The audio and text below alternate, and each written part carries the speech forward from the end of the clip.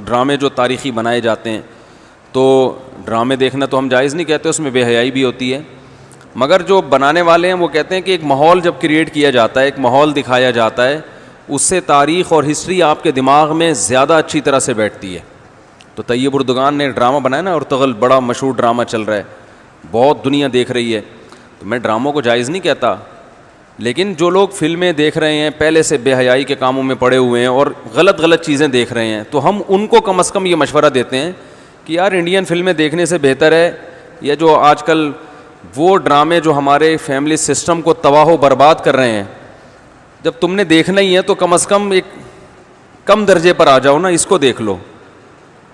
تو اس سے تو پھر بھی بہتر ہے کہ کم از کم تمہیں ہسٹری تو پتہ چلے گی, کم از کم تمہیں یہ تو پتہ چلے گا مسلمانوں کی تاریخ کیا تھی. اور ایسے صرف دعاؤں سے کام نہیں بنا, انہوں نے بڑی بڑی قربانیاں دی ہیں. سلطان محمد فاتح نے بہت بڑی قربانی دے کے قسطنطینیہ فتح کیا تھا, دنیا کی سب سے بڑی توپ بنائی تھی اس نے. اور آج ہماری صرف باتیں توپ ہیں, باتیں ایسی کریں گے جیسے بہت بڑی توپ ہیں ہم, کوئی عمل ہمارے کیا ہیں زیرو, نہ سائنس میں آگے, نہ ٹیکنالوجی میں آگے, نہ مذہب میں آگے. وہ ٹیکنالوجی کی دنیا میں بہت آگے تھے, سائنس کی دنیا میں بہت آگے تھے. سلطان محمد فاتح نے جب قسطنطینیہ کو فتح کرنے کا ارادہ کیا, استنبول کو, نبی کی پیش گوئی تھی کہ میری امت میں جو طبقہ استنبول جو فتح کرے گا نا وہ جنتی ہے. تو صحابہ کے دور سے کوششیں ہو رہی تھیں, اور استنبول میں 1000 سال سے خلافت قائم تھی عیسائیوں کی, اور اسے کوئی فتح کر نہیں سکتا تھا. ابو ایوب انصاری رضی اللہ تعالیٰ عنہ گئے, وہ نہیں فتح کر سکے, ان کی قبر وہیں بنی.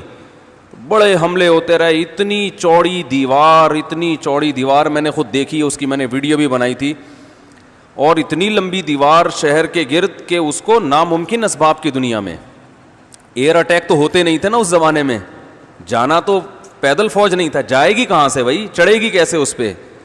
سیڑھیاں لگا کے جو چڑھتے تو اوپر انہوں نے گرم تیل گرم ہوتا تھا, اس کے دیگ رکھے ہوئے ہوتے تھے, تو وہ دیگ الٹتے تھے تیل ڈال کے, کوئی چڑھ نہیں سکتا تھا. بہت زبردست ڈیفنس تھا, کوئی میلی آنکھ اٹھا کے دیکھ نہیں سکتا تھا, اور جتنی لڑائیاں ہوئی سب ناکام ہوئی تھیں.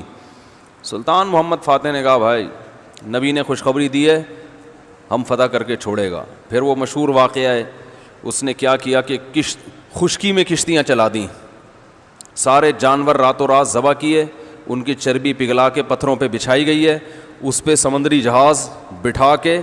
وہاں میں جب ترکی میں گیا ہوں تو اب دیکھو یہ چیز کتابوں میں بھی بتائی جا سکتی تھی نا, لیکن وہاں طیب اردگان نے کیا کیا ہے, میوزیم بنائے ہیں, ان میں یہ پورا منظر دکھایا جاتا ہے.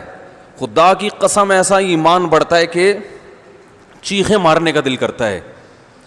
ایسی جو علماء بھی گئے ہیں نا, بنوری ٹاؤن کے ایک شیخ الحدیث گئے تھے, وہ کسی نے بتایا وہ رو رہے تھے چیخیں مار مار کے. جو جاتا ہے یہ منظر ہوتا ہے, وہ جب دکھاتے ہیں نا اپنی آنکھوں سے, بھائی کیا منظر, اور کیسے وہ کشتیوں کو راتوں رات خشکی پہ لے کے چلے ہیں, اور خشکی پہ لے جا کے پیچھے سمندر میں اتارا, اور سامنے سے بھی اٹیک اور پیچھے سے بھی اٹیک. انگریزوں نے لکھا ہے, گوروں نے ہسٹری میں, کہ یہ اسباب کی دنیا میں ممکن نہیں ہے. بہت بڑا کارنامہ انہوں نے سر انجام دیا, اور راتوں رات. تو یہ ہماری تاریخ تھی جس کی وجہ سے ہمیں عروج ملا تھا. آج ہم صرف پیڑے کھا رہے ہیں, باتیں ٹھوک رہے ہیں بیٹھ کے, صحیح ہے نا.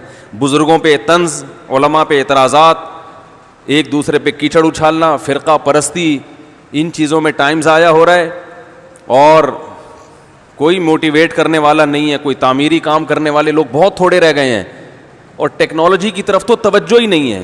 یونیورسٹی میں جو لڑکا مذہب پہ چلتا ہے, سب کی بات نہیں کر رہا, ایجوکیشن میں سب سے پیچھے وہی ہوتا ہے عام طور پہ, اسی کی شکایتیں آ رہی ہوتی ہیں. یہ چونکہ نمازی ہے لہذا نمبر سب سے کم اس کے آتے ہیں. نمازی کے نمبر تو زیادہ آنے چاہیے بھائی,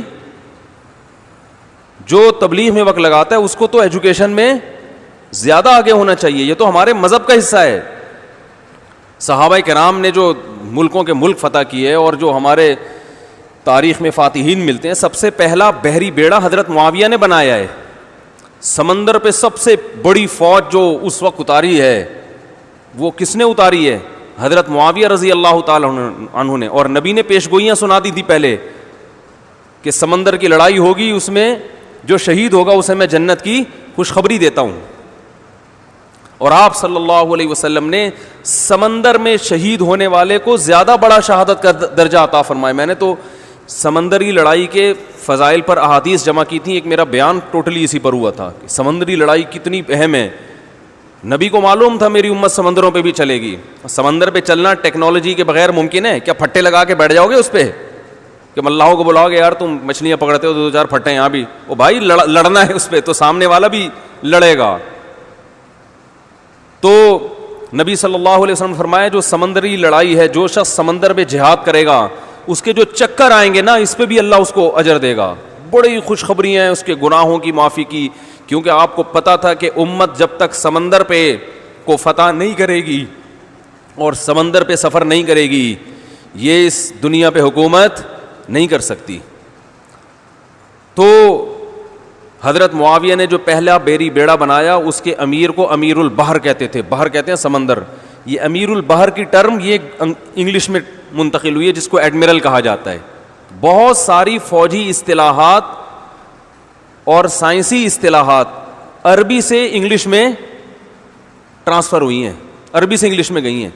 آج میڈیکل سائنس میں بہت سے الفاظ ایسے ہیں جو عربی سے انگلش, مسلمان سائنسدانوں کے تھے وہ, لیکن اب دیکھو حال کیا بنا دیا. ایک نمبر کے سست نمازیوں کی حالت تو دیکھ لو جا کے. سب سے سست ترین جو ہوگا وہ دیندار بنا ہوا ہوگا. سب کی بات نہیں کر رہا, ڈاکٹروں میں ہم نے بڑے اچھے اچھے دیندار دیکھے ہیں, سائنسدانوں میں, ایٹمی سائنسدانوں میں تو دیندار زیادہ ہیں الحمدللہ, لیکن میجورٹی کی بات کر رہا ہوں کہ پتہ نہیں کہ ہمارے ذہن میں یہ کچھ ایسا کسی نے, شیطان نے بات ڈال دی ہے کہ ہم نے صرف جو ہے ایک طرف کو فوکس کیا ہوا ہے, دوسری طرف کو ہم نے بالکل نظر انداز کر دیا ہے. تو بھائی جس طرح سے دین کی تعلیم انتہائی ضروری ہے, اس کی کوئی اس کی اہمیت کی کمی کا انکار نہیں کر سکتا. انگریز جو تباہ ہو گئے نا, فیملی سسٹم تباہ ہو گیا, زنا معاشرے میں پھیل گیا, والدین اولڈ ہوم میں, وہ وجہ کیا؟ مذہب نہیں ہے نا, مذہبی تعلیم نہیں ہے. لیکن ہم جو معاشی لحاظ سے تباہ ہو گئے اور ترقی میں پیچھے رہ گئے, وجہ کیا ہے؟ مادے پہ محنت نہیں کی ہے. تو دونوں محنتیں ضروری ہیں. داؤد علیہ السلام کو روحانی ترقی بھی ملی اور اللہ نے آپ کے ہاتھ میں لوہا بھی پگھلایا. کیوں پگھلایا؟ تاکہ لڑیں, کیونکہ صرف نمازوں سے لڑائی ممکن نہیں ہے. ذکر کرتے تھے نا داؤد علیہ السلام, چاروں طرف سے پرندے جمع ہو جاتے تھے, ایسی خوبصورت آواز میں تلاوت کرتے تھے, ذکر کرتے تھے. وَالطَّيْرَ مَحْشُورَةً كُلٌّ لَهُ أَوَّابٌ, قرآن کہہ رہے پرندے, اور یا جبال اوبی ماہو والطیر, جب اللہ کا ذکر کر رہے ہیں پہاڑوں سے بھی لا الہ الا اللہ کی آوازیں آتی. یہ ذکر تھا, لڑنے کے لیے یہ نہیں ہے کہ اے داؤد ہم نے آپ کو ذکر بھی دیا اور آپ جو ہے روزے بھی رکھتے ہیں اور تہجد بھی پڑھتے ہیں, لہذا اب آپ کو تو اسلحہ بنانے کی ضرورت نہیں ہے, ویسے ہی فتح ہو جائے گی ایمان کی طاقت سے. نا نا نا نا نا, زرہیں بناؤ, قدر فی السرد, صحیح ہے نا, کڑیاں بناؤ, فوج تیار کرو, لڑائی کے لیے اصول بولتے کیوں نہیں بھائی, کچھ اور ہیں. تو دونوں چیزیں نہیں ہیں. داؤد علیہ السلام, سلیمان علیہ السلام کے گھوڑے بھی تو تھے, انہیں کیا ضرورت تھی گھوڑوں کی بھائی؟ کہتے میں اللہ کا اتنا عبادت گزار ہوں, میں اسباب اور وسائل کیوں, میں مصلی بچھاؤں گا, دعا مانگوں گا, ملک فتح ہو جائے گا. او بھائی گھوڑے رکھے ہوئے ہیں, صحیح ہے نا, ان کو پیار کرتے تھے گھوڑوں کو, کیونکہ اس زمانے میں گھوڑا اور ٹینک برابر تھے, بلکہ ہوائی جہاز تھا گھوڑا اس زمانے میں, تو جنگیں گھوڑوں کے بغیر نہیں ہوتی تھی, گھوڑے تیار کیے ہوئے ہیں. تو لڑے ہیں وہ لوگ اور اسباب اور وسائل اختیار کیے ہیں. آج ہم پیڑے کھانے والی باتیں کرتے ہیں اور پیڑے کھا رہے ہیں بیٹھ کے, اور سمجھتے ہیں کہ بس یہ قرآن خوانیوں سے اور آیت کریمہ سے مسائل کیا ہو جائیں گے حل. تو یہ بھی ضروری ہے بھائی, وہ بھی ضروری ہے. تو میں بتا رہا تھا کہ وہ جو ڈرامے کی بات کر رہا تھا, تو ماحول بنانا پڑتا ہے نا. تو طیب اردگان نے کیا کیا کہ کیونکہ جو لبرل لوگ ہیں وہ ایسے ڈرامے, ایسی فلمیں بنا کے نا نوجوان نسل کا دماغ خراب کر دیا انہوں نے. اتنا دیکھو, اب محمد بن قاسم کو بھی لوگوں نے ڈاکو کہنا شروع کر دیا ہے, معاذ اللہ. وہ شخص جو سندھ میں اسلام لانے کا ذریعہ بنا, اگر وہ ڈاکو تھا تو اس سندھ میں اسلام کون لے کر آیا؟ انگریز کہے گا تمہارے تو اسلام, جو بر صغیر میں اسلام آیا ہے سندھ کے راستے سے, سندھ کو تبھی باب الاسلام کہا جاتا ہے نا. بر صغیر میں اسلام کہاں سے آیا ہے؟ سندھ کے راستے سے. پھر پورے انڈیا میں بھی پھیل گیا اور بنگلہ دیش, برما, کہاں تک پھیلا ہے. تو انٹری جو ہوئی ہے محمد بن قاسم کے ذریعے ہوئی ہے. پروپیگنڈا دیکھو, وہ بھی چور, وہ بھی معاذ اللہ وہ بھی ڈاکو, محمود غزنوی بھی ڈاکو. وجہ کیا ہے؟ جس کے ہاتھ میں میڈیا ہوگا نا چلے گی اور سنی اسی کی جائے گی, آپ جو کچھ بنا کے پیش کر دیں. تو طیب اردگان نے کہا بھائی ان کو انہی کی زبان میں جواب دینا ہے, ناول لوگ نہیں پڑھتے, رسالے نہیں پڑھتے لوگ. تو نوجوان طبقہ فلمیں ڈرامے دیکھتا ہے, تو اس نے کہا ڈرامہ بناؤں گا, اور ایسا بنا کے دکھایا کہ آج رپورٹیں یہ آ رہی ہیں بہت سے غیر مسلم مسلمان ہو چکے ہیں.